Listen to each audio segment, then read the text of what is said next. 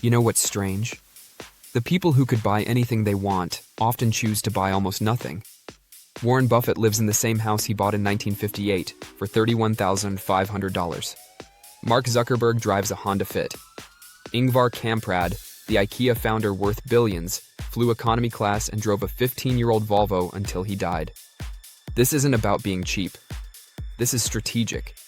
While most people upgrade their lifestyle the moment they get a raise, the world's wealthiest operate on a completely different principle. They understand something fundamental about money that changes how they spend every single dollar. Today, you're going to learn the 3 core principles that explain this behavior, and why adopting even one of them could transform your financial future. The delayed gratification principle. Let's start with the foundation. Every dollar you spend today is a dollar that can't compound tomorrow. This sounds obvious, but most people don't internalize what that actually means. When you buy a $50,000 car, you're not just spending $50,000.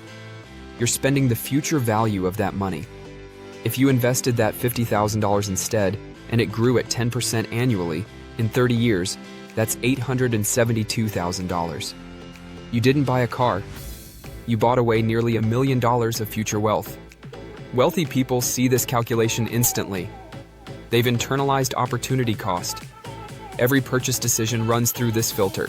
What am I giving up by spending this money now instead of investing it? This is why Buffett still lives in his Omaha house. It's not that he can't afford better. It's that upgrading his house means pulling capital out of investments that are compounding. The house doesn't generate returns.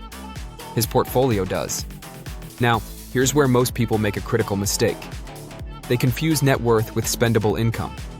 Just because someone is worth $100 million doesn't mean they have $100 million sitting in a checking account. That wealth is working. It's in businesses, real estate, stocks, bonds. It's generating more wealth. The moment you pull money out to fund lifestyle expenses, you break the compounding cycle. You're not just spending the money. You're spending all the future money that money would have created. This is the delayed gratification principle. It's the discipline to say no to consumption today so you can say yes to exponentially more options tomorrow. Think about lifestyle inflation. Most people increase their spending as their income rises. They get a promotion, they upgrade their apartment, they get a bonus, they buy a nicer car. This feels natural. You're rewarding yourself for success. But here's what's actually happening. You're locking yourself into higher fixed costs. That nicer apartment means higher rent every single month. That car means higher insurance, higher maintenance, higher everything. You've just raised the baseline amount of money you need to maintain your lifestyle. Wealthy people resist this. They keep their fixed costs low even as their income and net worth explode. Why? Because low fixed costs create 3 massive advantages. First, they preserve capital for reinvestment. The less you spend, the more you can deploy into assets that generate returns. Second, they reduce financial stress. When your monthly expenses are $3,000 instead of $15,000, you have far more flexibility. Market downturns don't threaten your lifestyle. You can take bigger risks with investments because you're not dependent on consistent high income to survive. Third, they accelerate wealth accumulation. Compounding works exponentially. The difference between investing $100,000 per year versus $20,000 per year isn't just 5 times more money. Over decades, it's the difference between tens of millions and hundreds of millions. This is why frugality isn't about deprivation for the wealthy.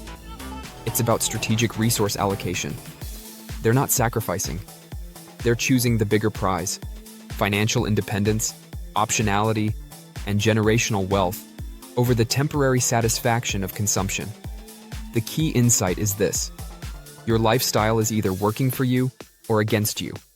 Every dollar spent on lifestyle is a dollar not working to build your financial foundation. Risk management and financial resilience. Now let's talk about defense. Frugality isn't just about building wealth faster.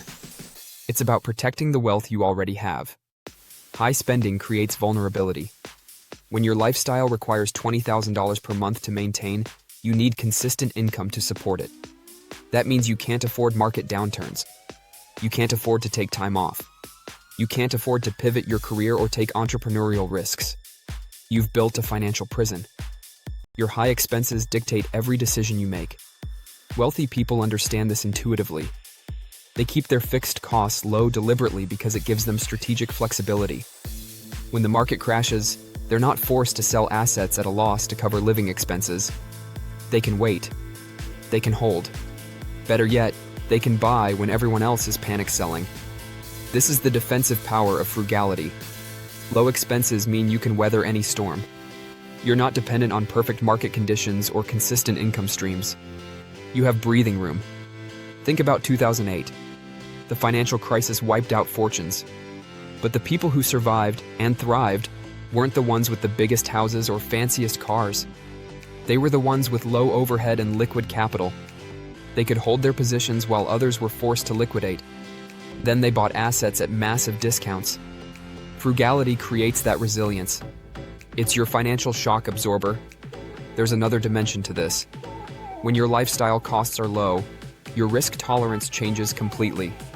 You can invest more aggressively because you're not betting your ability to pay rent or feed your family. You can hold through volatility. You can take calculated risks that have asymmetric upside. This is why wealthy people often seem fearless with their investments. It's not that they're reckless. It's that their low personal burn rate means they can afford to be patient and strategic. Let me give you a concrete example. If you need $10,000 per month to maintain your lifestyle, you need your investments to generate at least that much consistently. That forces you into conservative positions. You can't afford a bad quarter. But if your lifestyle costs $3,000 per month, suddenly you have options. You can invest in higher growth opportunities. You can hold through downturns. You can wait for the right moment instead of being forced to act out of necessity. The relationship between spending and investment strategy is direct. Your lifestyle expenses determine your risk tolerance, which determines your potential returns, which determines your wealth trajectory. Frugal living isn't about being cautious. It's about creating the conditions where you can be bold with your capital. Here's the principle. Financial resilience comes from the gap between what you earn and what you spend. The wider that gap, the more options you have. The more risks you can take. The more opportunities you can pursue. When market opportunities appear, and they always do, the people who can act are the ones who aren't trapped by high fixed costs. They're the ones who kept their lifestyle lean while building their war chest. This is why you see billionaires living in modest homes and driving old cars. They're not trying to impress anyone. They're maintaining maximum strategic flexibility. Every dollar not spent on lifestyle is a dollar available for the next opportunity. Section 3. The compounding advantage. Let's talk about the mathematics that makes all of this work. Small differences in spending create massive differences in wealth over time. Say two people each earn $200,000 per year. Person A spends $180,000 annually.